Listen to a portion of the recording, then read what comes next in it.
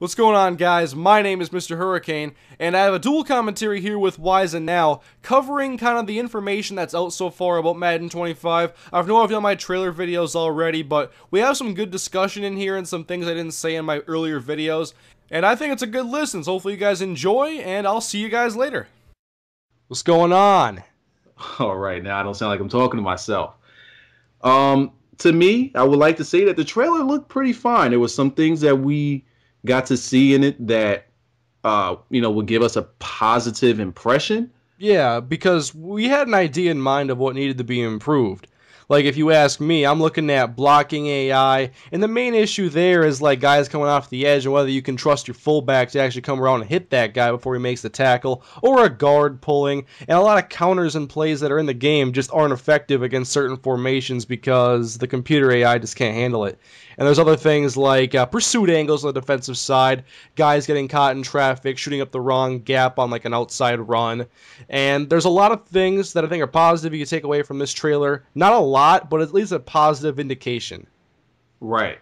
One thing that I always think about when I see the defensive side of the ball, and it always got me wondering, all right, with the new game coming out, please tell me that these two things are fixed, these two things. And with them showing the defensive side of the ball, it kind of helps, but we need to see the gameplay to confirm it. But those two things for me are, one, the blocking engagement with guys that are pulling or fullbacks leading, needing to engage with a player. And another one on the defensive side of the ball now is pretty much parting the Red Sea, as I call it, where the blockers will literally move out of the way and the defender gets just a beeline path right to the ball carrier. Now, in this game, it looked like there was just a lot of carnage going on. There was always a hat on the hat. Guys were getting involved with, the blocking and just trying to find someone to lay a block on, which I was looking for. The AI looks better, and once you get the AI down more, and the engine's tuned more, because I was just thinking, like, when you said that, parting the Red Sea, like, we never see, like, linebackers try to shoot up a small, narrow gap and, like, fall down because they ran into their own defensive end. So maybe that's part of the thinking behind that. Oh, maybe. Because we're always talking about running backs falling down. Yeah, let's even this thing out a little bit. But, yeah, hopefully they clean up both of those. But you know the animation I'm talking about, right? Let's say... you're running a toss, and this happened a lot this year with the toss, where it's like your blockers would literally move out of the way, and the linebacker would just come and destroy the running back or the ball carrier, whoever it is. Yeah, on that first line, usually it's like the tight end or whoever's out kind of off the edge of the left tackle. They're going to usually have a shorter blocking animation, or they're going to miss a guy. Mm-hmm. And there's just so many things that got to be cleaned up, because you can look at a formation and be like, you know, we have a 2-on-2 situation here, but I just can't trust the blocks to be made. Right. Now, here's one thing that I looked at this trailer and I was just very, very, very glad about.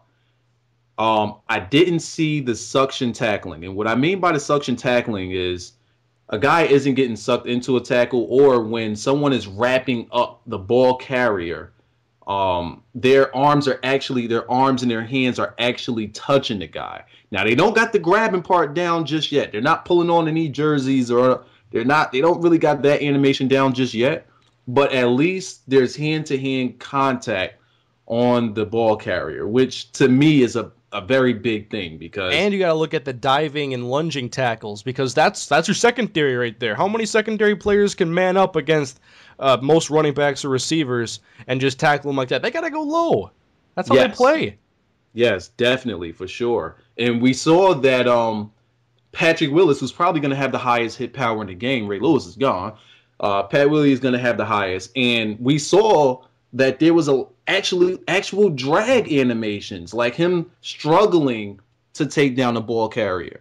There's so many things that come into play there. Like, if you take a bad angle at a guy and he's got too much speed, then you should have to drag him down. You shouldn't be able to overpower him because of a hit power rating. Yes. Now, the main concern, because I'm pretty sure right now we're probably sounding like EA fanboys, as they like to call it, and we want to stay neutral. We want to stay unbiased with this thing. So we have to be concerned about the consistency. What we're seeing now is just trailers They're probably just going to give us the best parts that they found in the trailers or them playing in the gameplay. And that's what they're going to give to us so that we can be excited about it. So the main concern is consistency with the good, because we know that there's going to be some bad. Oh, Now, definitely. that we'll see once we actually start seeing actual gameplay, which is they'll probably give us real gameplay once E3 starts, which is next month, I believe, right? Yeah, I think so.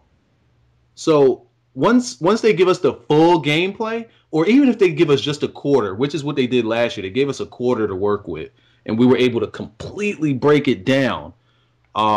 Then we'll really be able to let you guys know just how consistent things are going to be, what we could really look forward to. And I'm pretty sure that even though they have the E3 version, like, the game that they play at E3, that's not going to be the final version. I'm sure of it. I had two guys, regular Dave and Smalls, they went to E3 last year and they played the game. And the game that they played and the game that we got, they said it was completely different. So it'll probably be in this beta phase at that point. So, we can take what we see as a We still got grain the of demo salt. later too. We'll have the demo as well. And the demo is probably the demo, they claim it's the beta. The demo is pretty much the final version. Pretty much. They may tweak some things, but not really much. But the Infinity engine actually looked like it worked in this trailer. Something else we'll have to see with the gameplay. We have to actually see it in motion. But so far with the trailer, just like last year, it looked well. It looked like it was working the way it was supposed to work. For this gen system, I'm thinking more positively toward the next gen. Maybe we'll be able to see more. But for what we're going to get on this gen, I think that this is probably the best that they're going to get to. What's your idea on the Infinity engine that you saw with this?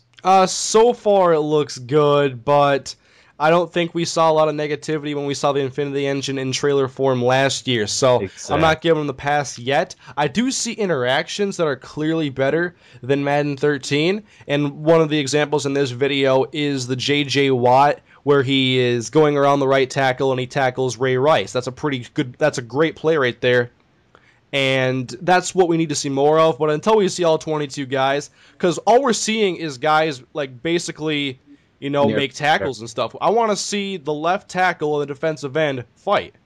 Yeah, The defensive end, a good defensive end wins that fight and sacks the quarterback only a couple times a game at the most. He'll get hurries and stuff, but I want to see how the blocking works together and the interaction there. Not just whether he can go there and make a block sequence occur, but how well it holds up in the animation phase, and whether there's like the disengage and you run around the guy. That is so ugly. I actually like that they showed different animations for block sheds. It looked like there were guys that were getting a hand on someone, to try to at least make an attempt to block them. Now, Did you notice the double team block? I noticed a couple of double team blocks, yes. That's huge. Now, we need to see that more in the passing game as well. Especially because you're going against 3-4 defenses, and, you want to be able to double team guys like Haloti Nada, those big, strong guys, J.J. Watt. You got to double team. And plus, when guys drop back 9, 10 guys in coverage, I want to see the game be able to, okay, 1 on 3. You don't want to see that lineman. You're going to stand in the pocket until the quarter's over. Because, what people would do is they'll rush 2 or rush 1, and, you'll have guys just standing around dancing or whatever. No, if that guy breaks, somebody needs to drop back. Keep the protection around that quarterback. Form a pocket. Double block this guy. Do something. Just don't stand around just chopping your feet. That's not what we want to see. And that's not what we're going to see until we actually get the game. We're not going to see that at E3. We're not going to see it when they're playing the game. That's something that we're going to see when we get our hands on it.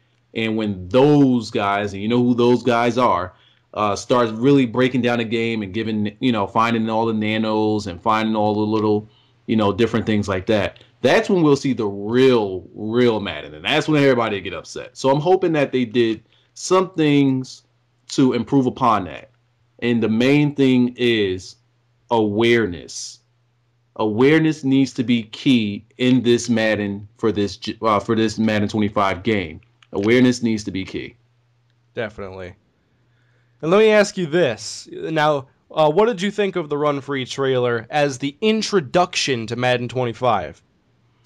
Well, being that I went down there to, I played the game and I checked out the modes and all of that, I knew that the running was going to be the main focus this year. Last year it was passing, and I remember last year I was saying, man, they're doing a lot of focus on passing, and I actually got into like little back and forths with guys like they got 400 something catch animations, but we can't get any running animations. So this year they put all of their stock into the running.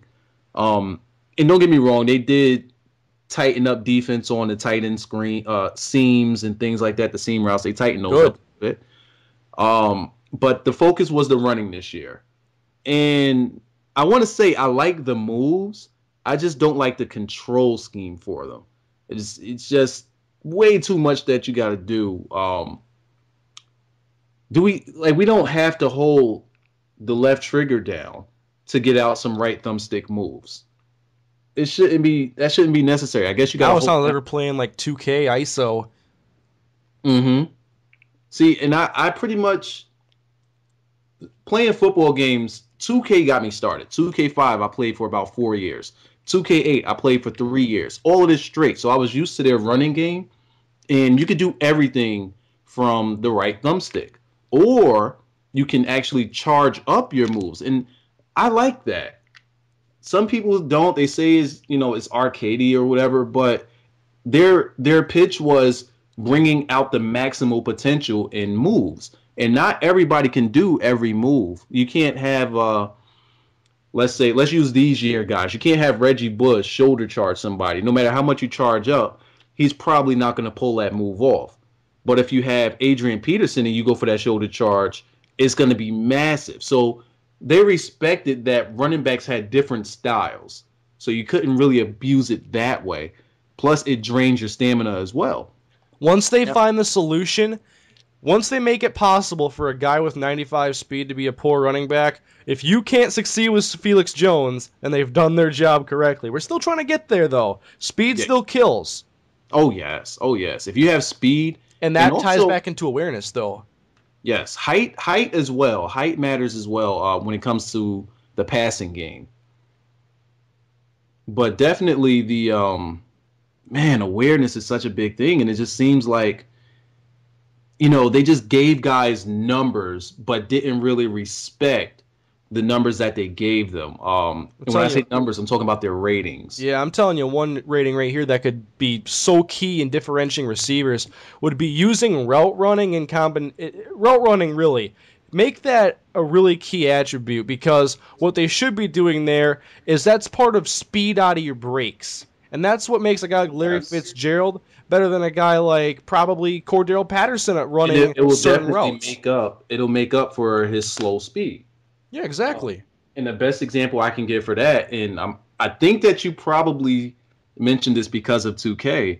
In 2K, if you had a guy with good route running, that's the guy you kind of wanted to shoulder your passing game toward. That's exactly what I did. I had Rocket Ismail and I had Jerry Rice. And Jerry Rice for Seattle was like a beast because he was slow. I think he had like 84 speed, but his route running was top notch.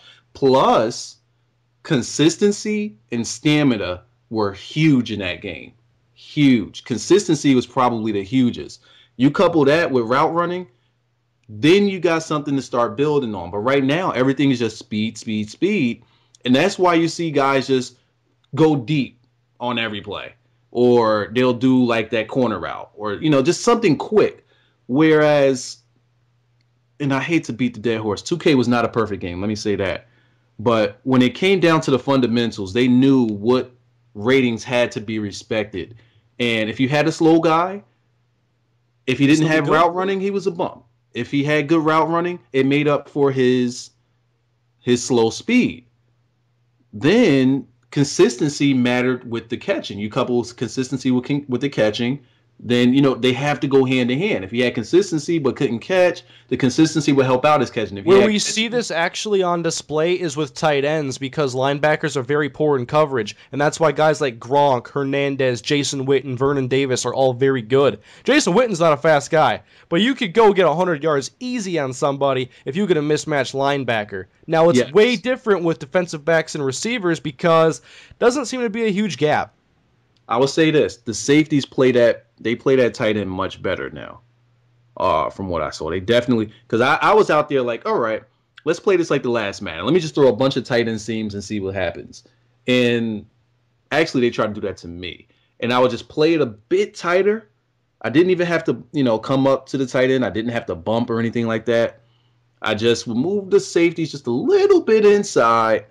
And keep them about 10 yards off the ball, 10 to 12 yards. And if it was a seam, they were right there every single time. Now, that's me harping on what I played. And now I'm thinking, all right, what I played and what they're showing us in these trailers is a bit different. So I don't want to put too much stock into that.